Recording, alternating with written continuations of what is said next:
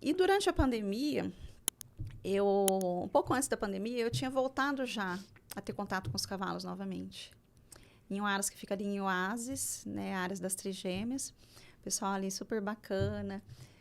Me acolheu na época, fui fazer os 3 tambores. Aí eu comprei um animal, aí comprei o segundo, aí comprei o terceiro. Falei, sim, eu preciso de um espaço para mim. Entendi. E meu avô, hoje já é falecido, ele tinha uma propriedade ali na frente da balança que estava parada. Aí eu virei e falei assim, eu acho que eu vou começar a cuidar, né? A cuidar, né? Vou Os organizar. Montar um cavalos. cantinho aqui, eu né? preciso guardar os Eu bichinhos. fui, conversei com a minha avó, né? Conversei com meu pai. Falei, gente, eu posso arrendar da família, né? Aham. Falei assim, vamos, faz lá, né? Vai cuidar, né? E aí eu montei o meu Aras lá, que era o meu sonho. Era o meu sonho de infância. Ficou guardadinho, ó, Ficou tá vendo? guardadinho. E tipo assim, eu achei que não fosse algo do meu alcance. Porque para você ter cavalos hoje, quarto de milha, são valores até elevados, né? E durante a pandemia, como eu trabalhei muito, então tudo que eu fui adquirindo, eu fui investindo nessa parte. Por quê? Era o meu escape. Não gastou com terapia, gastou com cavalo. Não gastei com terapia e nem gasto com terapia. Eu gasto com meus cavalos hoje. Eu tenho hoje 10 animais. Eu tenho uma estrutura de 4 baias. Eu tenho piquetes. Eu tenho lá são 3 alqueires. Tenho um funcionário que cuida dos animais. Eu tenho um treinador que vai lá 3 vezes por semana montar nos meus animais. E eu fui investindo, né, nisso daí. Eu tenho um animal hoje que está com recordista mundial, Caramba. lá em Avaré. Legal. Que é a River Tafem, que é uma égua linda, tordilha. Eu sou apaixonada por ela. Sério, nem parece. Nossa, os olhinhos não brilharam. As olhinhas não brilharam. Que é linda. Depois, se vocês olharem no meu Instagram, tem Vou olhar. fotos de todos os meus animais lá. Tem vídeo do Aras, passando os animais. E aí, eu teve uma história muito marcante durante esse período da pandemia. Eu fui numa competição com ela. Parece assim, coisa de Deus, né? Eu não estava me acertando com ela, o treinador daqui também não estava, porque ela estava tendo uma velocidade muito alta, ela é um animal muito forte, muito veloz. E eu achava que aqui não era o lugar dela, que eu precisava mandar ela para um treinador. Eu fui para a competição, não dei conta dela, cheguei lá, encontrei um treinador, o nome dele é Marinaldo Pegos. E conversei com ele. Primeiro contato que eu tive com ele, ele falou assim, não, vamos lá, eu arrumo um espaço para tua égua lá, tô meio cheio, mas eu arrumo um espaço para tua égua, eu vou treinar a sua égua. Pode ficar tranquila. E ele levou a minha égua, foi cuidar da minha égua, foi treinar a minha égua. E aí, no mesmo dia, ele comentou comigo, eu vou ter que levar meu filho, que ele tá com febre, com mal-estar, tá meio gripado, eu vou levar ele para casa e eu volto depois para buscar os animais e eu levo tua égua. E o filho dele positivou para Covid. Aí eu fiz as orientações, ele passou com os médicos lá, orientei meio que a distância, né, como que eu deveria prosseguir, os isolamentos. E aí, na semana seguinte, no sábado, eu fui na casa dele, de máscara, né, cumprimos todos os protocolos, todo mundo de máscara. Treinei, fui, montei no meu animal. E aí, na semana seguinte, fui novamente. Aí a mulher dele pegou também. Caramba. Aí depois ele pegou.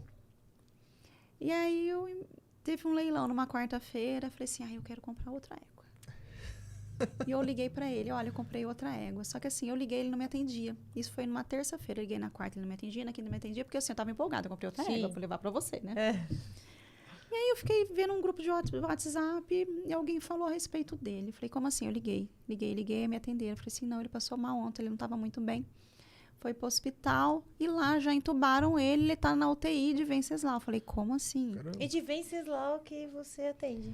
Eu atendo em Venceslau na prefeitura.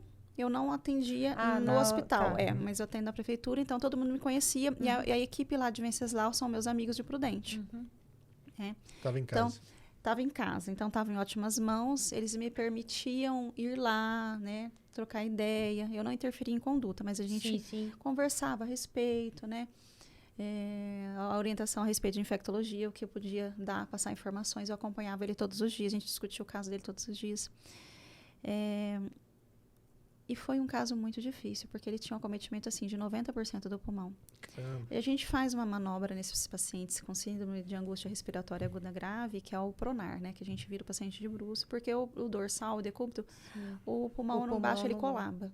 Né? Então, a gente precisa virar o paciente de bruço, deixar ele em torno aí de 18 a 20 horas, para esse pulmão, como diz, respirar dos dois lados, descolabar, né, dos dois lados. Então, a gente fazia essa mudança. Geralmente, a gente faz 2, 3, né? Ele a gente fez 7. Cacetado. E assim, foi difícil. E com 14 dias ele foi estubado. Aí, mais 5 dias, com 20 dias, ele foi para casa. Mas assim, foi um verdadeiro milagre. Porque assim, o comprometimento que ele teve foi muito grave. 90% é coisa pra caramba. Não Sim, tinha sobrado sim. quase nada. A maioria das pessoas com 90% não sobreviveram. Prova- Não estão aqui Acho que hoje. muitos faleceram com muito menos que isso, Muito né? menos. Né? E progrediram para 90% a 100%. Tá? Então, foi um fator muito marcante, principalmente da forma como foi. Né? De eu ter esse contato com ele na prova, ele levar e aceitar o meu animal, mesmo não tendo a vaga, de eu ir lá todos os dias, de eu acompanhar e ficar todos os dias, né, acompanhando a família, conversando e próximo. E aí, depois, quando ele retornou, eu voltei aí, né, na casa dele. E nesse período que ele estava treinando o meu animal, ele me emprestou uma égua dele. Ele falou assim, testa essa égua, porque essa égua é muito boa, ela vai te servir para esse período. Se você quiser, eu te vendo ela. E aí, que hoje é um dos grandes amores da minha vida, que é a Pimentinha Tafene. É uma égua zaina, que é preta. É um café, um castanho bem escuro, puxado pro preto. Muito grande, uma égua muito grande, que é a égua que eu faço as competições, minha égua principal. E que já me trouxe vários prêmios. Então ela se tornou sua égua... Minha égua principal. Ela me trouxe vários prêmios, né? E eu comprei a égua dele. Como as coisas se ligam, né? Assim, a gente Nossa. sem imaginar. Sem assim. imaginar. E eu testei a égua durante 30 dias lá, nesse período, né? E aí eu falei, não, eu quero ela. Aí eu deixei ela lá e eu ia lá treinando tal, durante uns 6 meses. Aí chegou um ponto que começou a aumentar muito. Eu não conseguia mais ir. Porque o Covid aumentou muito. Sim. E aí eu tinha muito trabalho e eu não tinha mais condições de estar indo para lá. Aí eu falei para ele, eu preciso trazer ela para casa. Aí eu montei as estruturas das baias aqui, fiz toda uma estrutura de baia, de armazenamento, de ração, feno, tudo. E aí eu trouxe ela para casa. Eu acho que no momento que você falou assim, então, eu vou montar um aras, o seu pai amou, né? Porque ele falou, agora ela não vai embora. Agora ela não sabe. Amor e não amor. Ah, é? Também não gosta que você mexe com isso? Não, porque ele fala assim que é uma perda de tempo eu estar mexendo com esse monte de cavalo. Mas assim, eu acho que foi um escape tão Sim, importante durante a pandemia para mim, porque o desgaste era muito grande. Então, assim, durante todo aquele período de isolamento, lockdown, era ali que eu ia. Eu passava o dia de descanso É ali. que a gente falou, você não fez terapia, porque muita gente, assim, ficou muito mal. Ficou muito durante a mal com pandemia. isso, muita depressão. Saiu estragado da pandemia. E com muita crises de gente pânico, que tudo. não tava vendo o que você tava vendo. Exato, e você tava com contato Entendeu? com o negócio direto ali. É. Você, infelizmente, viam pessoas falecer, viam pessoas em estados muito críticos, assim como o teu amigo treinador, né, dos cavalos lá. Então, não tem como você não voltar pra casa e não absorver nada disso, não ficar, às vezes, pensando nisso. Sei lá, acho que dá uma mexida com você, né? Porque é uma bola de neve gigante, né? Dá. Mexeu muito com a parte emocional.